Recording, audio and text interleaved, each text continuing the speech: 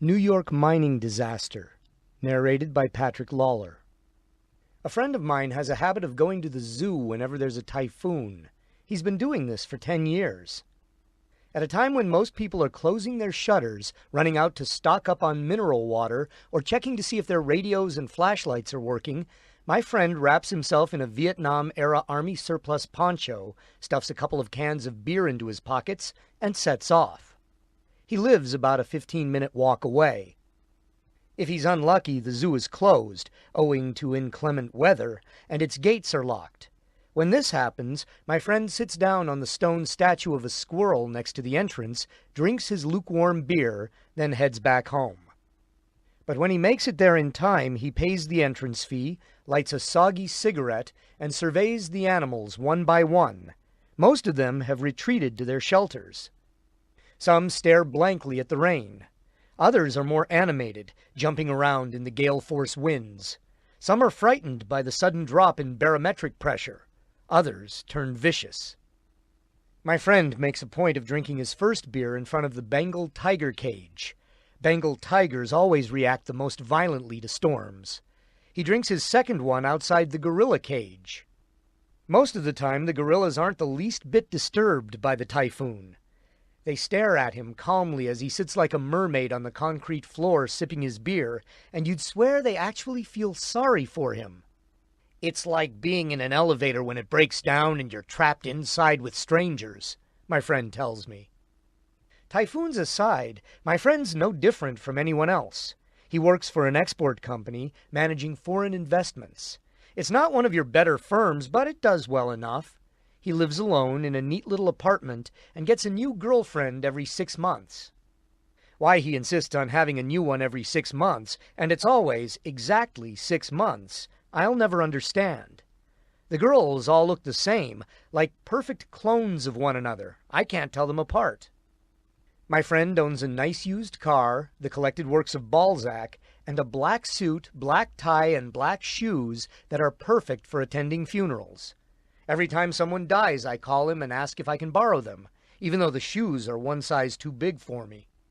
"Sorry to bother you again," I said the last time I called. "Another funeral's come up." "Help yourself. You must be in a hurry," he answered. "Why don't you come over right away?" When I arrived, the suit and tie were laid out on the table, neatly pressed, the shoes were polished, and the fridge was full of imported beer. That's the kind of guy he is. "The other day I saw a cat at the zoo," he said, popping open a beer. "A cat?" "Yeah, 2 weeks ago. I was in Hokkaido on business and dropped by a zoo near my hotel. There was a cat asleep in a cage with a sign that said, 'Cat.'" "What kind of cat?" "Just an ordinary one. Brown stripes, short tail, and unbelievably fat. It just plopped down on its side and lay there." "Maybe cats aren't so common in Hokkaido." "You're kidding me, right?" he asked, astonished. "There must be cats in Hokkaido. They can't be that unusual." "Well, look at it another way. Why shouldn't there be cats in a zoo?" I said. "They're animals too, right?" "Cats and dogs are your run-of-the-mill type animals. Nobody's going to pay money to see them," he said. "Just look around you. They're everywhere. Same thing with people." When we'd finished off the six-pack, I put the suit and tie and shoebox into a large paper bag. "Sorry to keep doing this to you," I said. "I know I should buy my own suit, but somehow I never get around to it. I feel like if I buy funeral clothes, I'm saying that it's okay if somebody dies." "No problem," he said. "I'm not using them anyway. Better to have someone use them than to have them hanging in the closet, right?" It was true that in the 3 years since he'd had the suit, he'd hardly worn it. "It's weird, but since I bought the suit, not a single person I know has died," he explained. "That's the way it goes." "Yeah, that's the way it goes," he said. For me, on the other hand, it was the year of funerals. Friends and former friends died one after another, like ears of corn withering in a drought. I was 28. My friends were all about the same age, 27, 28, 29. Not exactly the right age to die. A poet might die at 21, a revolutionary or a rock star at 24. But after that, you assume everything's going to be all right. You've made it past Dead Man's Curve and you're out of the tunnel, cruising straight for your destination down a 6-lane highway, whether you want to be or not. You get your hair cut, every morning you shave. You aren't a poet anymore, or a revolutionary or a rock star. You don't pass out drunk in phone booths or blast out the Doors at 4 in the morning. Instead, you buy life insurance from your friend's company, drink in hotel bars, and hold on to your dental bills for tax deductions. At 28, that's normal. But that's exactly when the unexpected massacre began. It was like a surprise attack on a lazy spring day, as if someone on top of a metaphysical hill holding a metaphysical machine gun had sprayed us with bullets. One minute we were changing our clothes, and the next minute they didn't fit anymore. The sleeves were inside out, and we had one leg in one pair of pants, the other in a different pair. A complete mess. But that's what death is. A rabbit is a rabbit whether it springs out of a hat or a wheat field. A hot oven is a hot oven, and the black smoke rising from a chimney is what it is. Black smoke rising from a chimney. The first person to straddle the divide between reality and unreality, or unreality and reality, was a friend from college who taught English at a junior high school. He'd been married for 3 years, and his wife had gone back to her parents' house in Shikoku to have their baby. One unusually warm Sunday afternoon in January, he went to a department store and bought 2 cans of shaving cream and a German-made knife big enough to lop off an elephant's ear. He went home and ran a bath. He got some ice from the fridge, downed a bottle of scotch, climbed into the tub, and slit his wrists. His mother found the body 2 days later. The police came and took a lot of photographs. Blood had dyed the bath the color of tomato juice. The police ruled it a suicide. After all, the doors had been locked and, of course, the deceased had bought the knife himself. But why did he buy 2 cans of shaving cream that he didn't plan to use? No one knew. Maybe it hadn't hit him when he was at the department store that in a couple of hours he'd be dead. Or maybe he was afraid that the cashier would guess that he was going to kill himself. He didn't leave a will or a farewell note. On the kitchen table there was only a glass, the empty whiskey bottle and ice bowl, and the 2 cans of shaving cream. While he was waiting for the bath to fill, knocking back glass after glass of Haig on the rocks, he must have stared at those cans and thought something along the lines of, "I'll never have to shave again." A man's death at 28 is as sad as the winter rain. During the next 12 months, 4 more people died. One died in March in an incident at an oil field in Saudi Arabia or Kuwait, and 2 died in June, a heart attack and a traffic accident. From July to November, peace reigned, but then in December another friend died, also in a car crash. Unlike my first friend who'd killed himself, these friends never had the time to realize that they were dying. For them, it was like climbing up a staircase they'd climbed 1,000,000 times before and suddenly finding a step missing. "Would you make up the bed for me?" the friend who died of a heart attack had asked his wife. He was a furniture designer. It was 11 o'clock in the morning. He'd woken up at 9, worked for a while in his room, and then said he felt sleepy. He went to the kitchen, made some coffee, and drank it. But the coffee didn't help. "I think I'll take a nap," he said. "I hear a buzzing sound in the back of my head." Those were his last words. He curled up in bed, went to sleep, and never woke up again. The friend who died in December was the youngest, and the only woman. She was 24, like a revolutionary or a rock star. One cold, rainy night just before Christmas, she was flattened in the tragic yet quite ordinary space between a beer delivery truck and a concrete telephone pole. A few days after the last funeral, I went to my friend's apartment to return the suit, which I'd picked up from the dry cleaners, and to give him a bottle of whiskey to thank him. "Much obliged, I really appreciate it," I said. As usual, his fridge was full of cold beer, and his comfortable sofa reflected a faint ray of sunlight. On the coffee table there was a clean ashtray and a pot of Christmas poinsettias. He took the suit, in its plastic covering, from me, his movements leisurely, like those of a bear just coming out of hibernation, and quietly put it away. "I hope the suit doesn't smell like a funeral," I said. "Clothes aren't important. The real problem is what's inside them." I murmured. "One funeral after another for you this year," he said, stretching out on the sofa and pouring beer into a glass. "How many altogether?" "5, I said, spreading out the fingers of my left hand. "But I think that's got to be it." "Are you sure?" "Enough people have died." "It's like the curse of the pyramids or something," he said. "I remember reading that somewhere. The curse continues until enough people have died, or else a red star appears in the sky and the moon's shadow covers the sun." After we finished a six-pack, we started on the whiskey. The winter sunlight sloped gently into the room. "You look a little glum these days," he said. "You think so?" I said. "You must be thinking about things too much in the middle of the night," he said. "I've stopped thinking about things at night." "How do you manage that?" "When I get depressed, I start to clean, even if it's 2 or 3 in the morning. I wash the dishes, wipe off the stove, mop the floor, bleach the dish towels, organize my desk drawers, iron every shirt in sight," he said, stirring his drink with his finger. "I do that till I'm exhausted. Then I have a drink and go to sleep. In the morning I get up, and by the time I'm putting on my socks, I can't even remember what it was I was thinking about." I looked around again. As always, the room was clean and orderly. "People think of all kinds of things at 3 in the morning. We all do. That's why we each have to figure out our own way of fighting it off."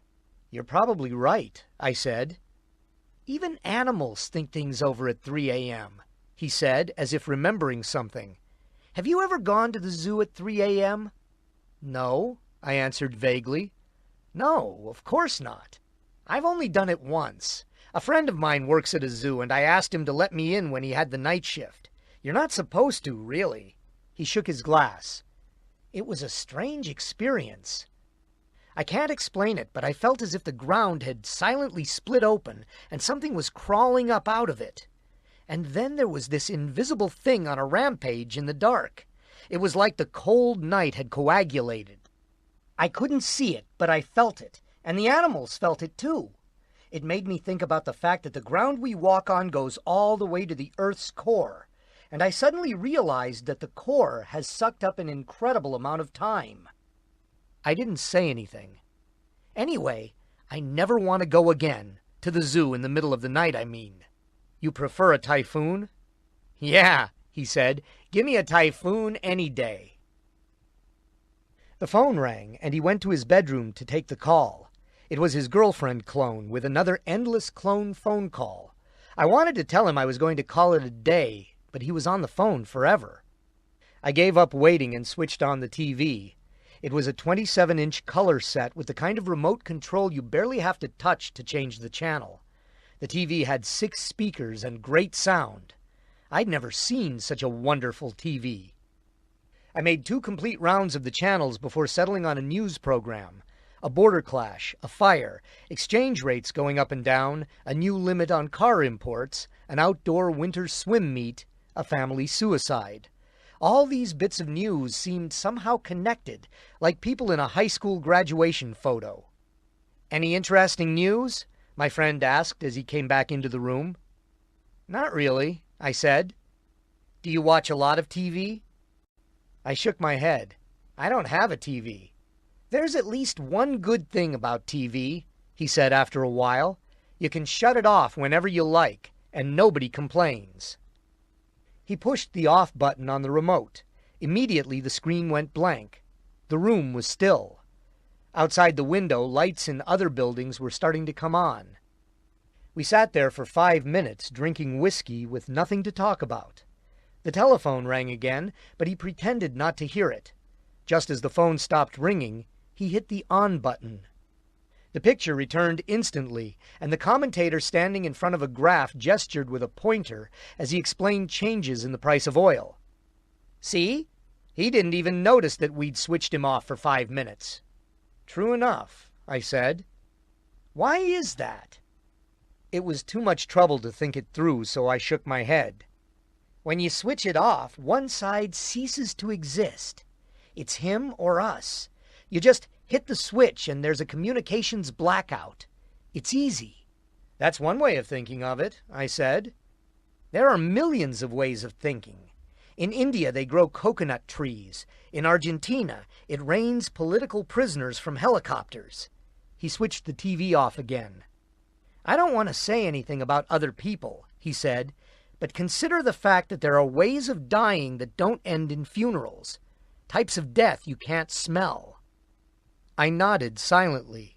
I felt that I knew what he was getting at. At the same time, I felt that I had no idea what he meant. I was tired and a bit confused. I sat there, fingering one of the poinsettia's green leaves. "I've got some champagne," he said earnestly. "I brought it back from a business trip to France a while ago. I don't know much about champagne, but this is supposed to be great. Would you like some? Champagne might be just the thing after a string of funerals." He brought out the chilled champagne bottle and 2 clean glasses and set them quietly on the table, then smiled slyly. "Champagne's completely useless, you know," he said. "The only good part is the moment you pop the cork." "I can't argue with you there," I said. We popped the cork and talked for a while about the zoo in Paris and the animals that live there. The champagne was excellent. There was a party at the end of the year, an annual New Year's Eve party at a bar in Roppongi that had been rented for the occasion. A piano trio played, and there was a lot of good food and drink. When I ran across someone I knew, I'd chat for a while. My job required that I put in an appearance every year. Parties aren't my thing, but this one was easy to take. I had nothing else to do on New Year's Eve and could just stand by myself in a corner, relax, have a drink, and enjoy the music. No obnoxious people. No need to be introduced to strangers and listen to them rant for half an hour about how a vegetarian diet cures cancer. But that evening, someone introduced me to a woman. After the usual small talk, I tried to retreat to my corner again, but the woman followed me back to my seat, whiskey glass in hand. "I asked to be introduced to you," she said amiably. She wasn't the type to turn heads, though she was certainly attractive. She was wearing an expensive green silk dress. I guessed that she was about 32. She could easily have made herself look younger, but she didn't seem to think it was worth the trouble. 3 rings graced her fingers, and a faint smile played on her lips. "You look exactly like someone I know," she said. "Your facial features, your back, the way you talk, your overall mood. It's an amazing likeness. I've been watching you ever since you came in." "If he's that much like me, I'd like to meet the guy," I said. I had no idea what else to say. "You would? I'd like to see what it feels like to meet someone who's exactly like me." Her smile deepened for an instant, then softened. "But that's impossible," she said. "He died 5 years ago, when he was about the same age you are now." "Is that right?" I said. "I killed him." The trio was just finishing its second set, and there was a smattering of half-hearted applause. "Do you like music?" she asked me. "I do if it's nice music in a nice world," I said. "In a nice world there is no nice music," she said, as if revealing some deep secret. "In a nice world the air doesn't vibrate." "I see," I said, not knowing how to respond. "Have you seen the movie where Warren Beatty plays the piano in a nightclub?" "No, I haven't." "Elizabeth Taylor is one of the customers at the club, and she's really poor and miserable." So Warren Beatty asks Elizabeth Taylor if she has any requests." "And does she?" "I forget. It's a really old movie." Her rings sparkled as she drank her whiskey. "I hate requests. They make me feel unhappy. It's like when I take a book out of the library. As soon as I start to read it, all I can think about is when I'll finish it." She put a cigarette between her lips. I struck a match and lit it for her. "Let's see," she said. "We were talking about the person who looked like you." "How did you kill him?" "I threw him into a beehive." "You're kidding, right?" "Yes," she said. Instead of sighing, I took a sip of whiskey. The ice had melted, and it barely tasted like whiskey anymore. "Of course, legally I'm not a murderer," she said, "or morally either. Neither legally nor morally a murderer. I didn't want to, but I reviewed the points she'd made. But you did kill someone." "Right," she nodded happily. "Someone who looked just like you." Across the room a man let out a loud laugh, and the people around him laughed too. Glasses clinked. It sounded very far away, but extremely clear. I don't know why, but my heart was pounding, as if it were expanding or moving up and down.